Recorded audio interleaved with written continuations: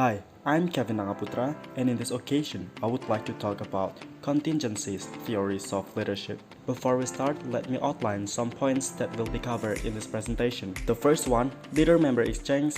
The second one, the normative decision model. The third one, the situational leadership model. The fourth one, the contingency model. And the last one, the path goal theory. The first one, let's take a look at the leader-member exchange model. The leader-member exchange model, or LMX, of leadership stresses the importance of variable relationships between supervisors and each of their subordinates. Each supervisor-subordinate pair is referred to as a vertical dyad.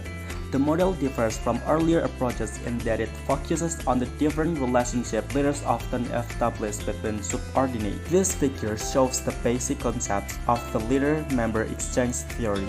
The model suggests that supervisors establish a special relationship with a small number of trusted subordinates referred to as in the in-group.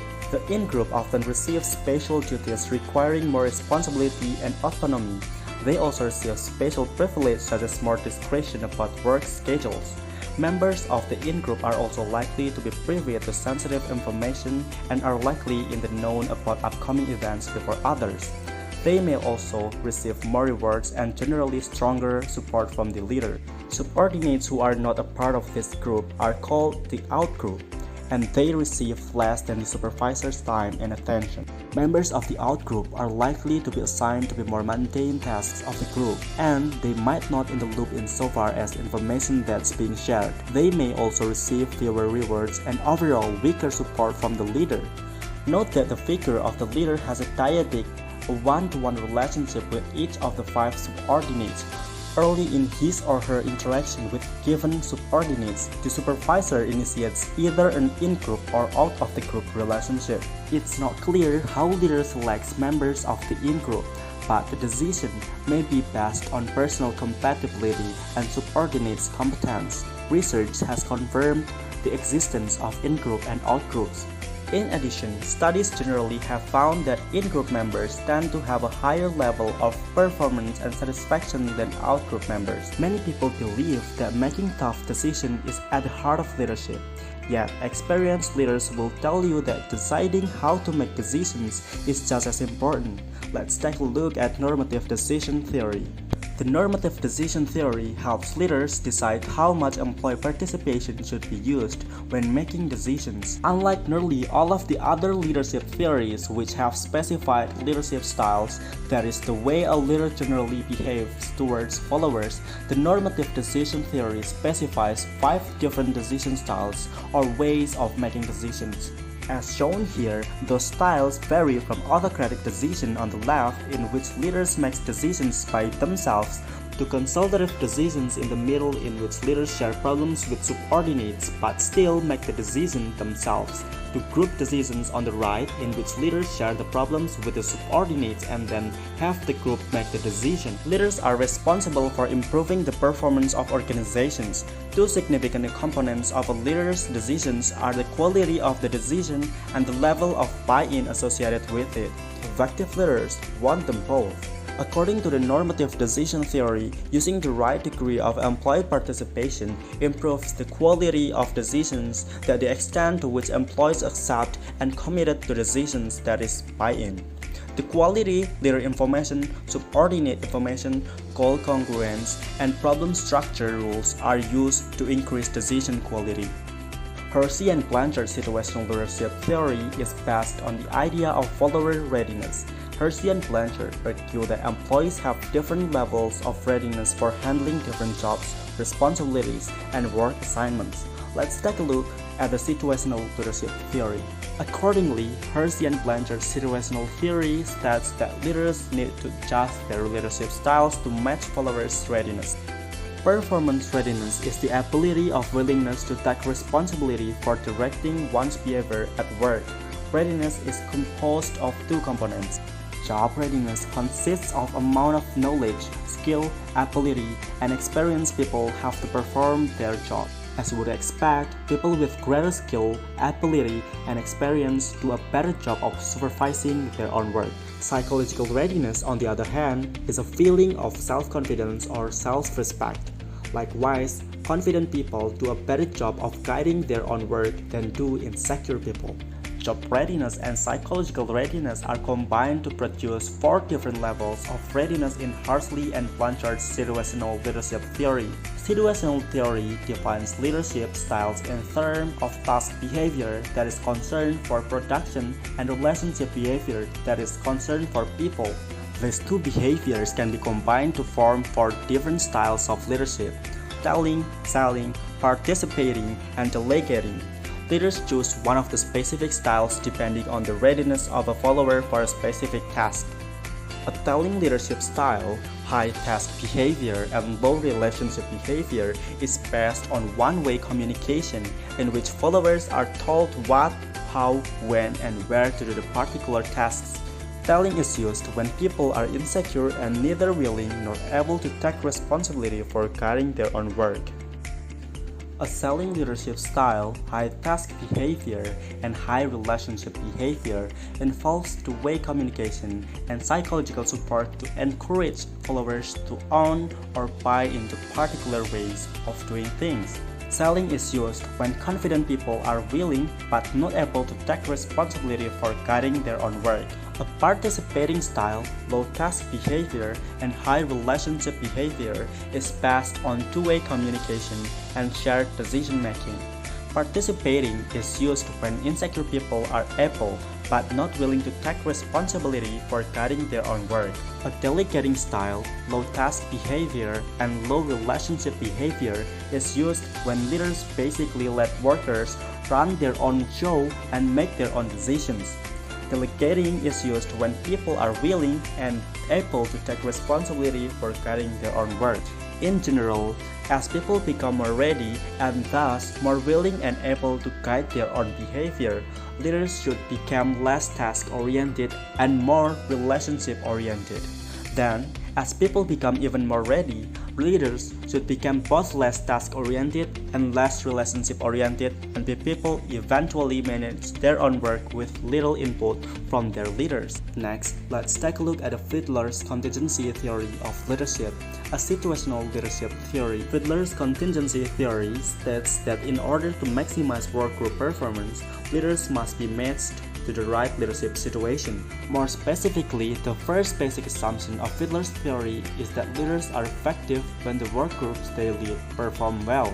So, instead of judging other leaders' effectiveness by what they do, there's initiating structure and consideration, or who they are, that is trait theory. Fiddlers assesses leaders by the conduct and performance of the people they supervise. Second, Fiddler assumes that leaders are generally unable to change their leadership styles and that they will be more effective when their styles are matched to the proper situation.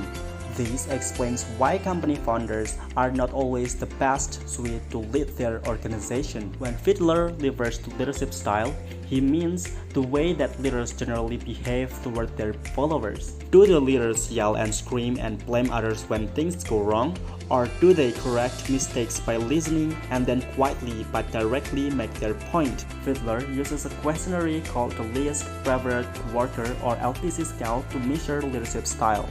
When completing the LPC scale, people are instructed to consider all of the people with whom they have ever worked and then to choose the one person with whom they have worked less well. Fiddler assumes that leaders will be more effective when their leadership styles are matched to the proper situation. More specifically, Fiddler defines situational favorableness as the degree to which a particular situation either permits or denies a leader the chance to influence the behavior of group members. 3 situational factors determine the favorability of a situation: leader-member relations, task structure, and position power. The most important situational factor is leader-member relations, which refers to how well followers respect, trust, and like their leaders.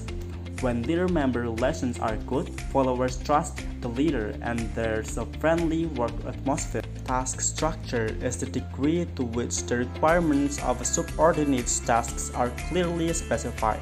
With highly structured tasks, employees have clear job responsibilities, goals, and procedures. Position power is the degree to which leaders are able to hire, fire, reward, and punish. The more influence leaders have over hiring, firing, rewards, and punishments, the greater their power. Relationship-oriented leaders with high LPC scores were better leaders, that is, their group performed more effectively under moderately favorable situations. In moderately favorable situations, the leader may be lacked somewhat tasks, may be somewhat structured, and the leader may have some position power. In this situation, oriented leader improves leader-member relations, which is the most important of the three situational factors. In turn, morale and performance improve. By contrast, task-oriented leaders with low LPC scores are better leaders in highly favorable and unfavorable situations.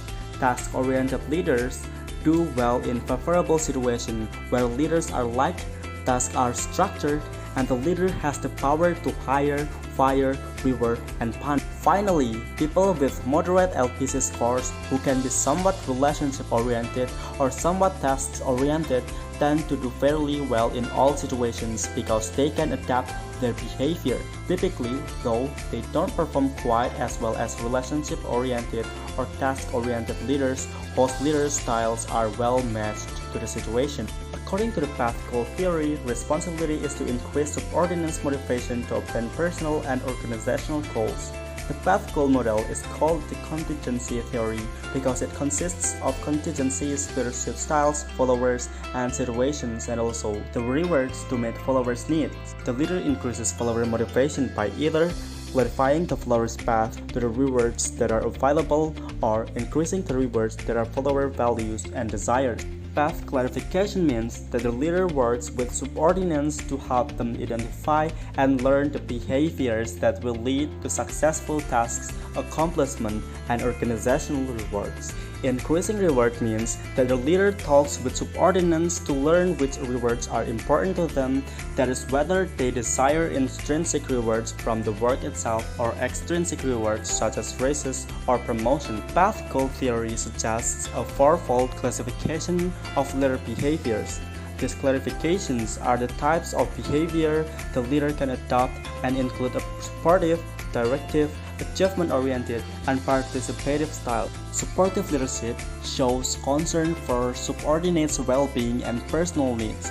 Leadership behavior is open, friendly, and approachable, and the leader creates a team climate and treats subordinates as equal. Directive leadership tells subordinates exactly what they are supposed to do. Leader behavior including planning, making schedules, letting performance goals and behavior standards, and stressing adherence to rules and regulations. Participative leadership consults with subordinates about decisions. The leader behavior includes asking for opinions and suggestions, encouraging participation in decision making, and meeting with subordinates in their workplace. Achievement-oriented leadership sets clear and challenging goals for subordinates. Leader behavior stresses high-quality performance and improvement over current performance. These four types of leader behaviors are not considered ingrained personality traits. Rather, they reflect types of behavior that every leader is able to adopt depending on the situation. There are two important situational contingencies in the path goal theory. The path goal theory suggests two situational contingencies in the personal contingencies: the personal characteristics of the group members and the work environment. Personal characteristics of followers include such factors as ability, skills, needs, and motivation. For example, if an employee has a low level of ability or skills, the leader may not be provide additional training or coaching in order for the worker to improve performance. If a subordinate, on the other hand, is self-centered, the leader may need to use monetary rewards to motivate them. Subordinates who want or need clear direction and authority require a directive leader to tell them exactly what to do. The work environment contingencies include the degree of task structure, the nature of formal authority systems, and the work group itself. The task structure includes the extent to which tasks are defined and had explicit job description or work procedures. The formal authority system includes the amount of legitimate power used by leaders and the extent to which policies and rules constrain employee behavior. At the end of the day, the path goal theory can be example. but using the model of specify precise relationships and make exact predictions about employee outcomes can be difficult. But the four types of leader behavior and the ideas for fitting them into situational contingencies provide a useful way for leaders to think about motivating subordinates. In conclusion, this chapter has provided an overview of 5 well-known contingency theories of leadership, which include leader-member exchange theory, the normative decision model, the situational model, the contingency model, and the path goal theory. All 5 models are similar in that they specify that leaders should make their behavior contingent on certain aspects of the followers or the situation to improve leadership effectiveness. That's all about contingency theories of leadership. Thank you very much.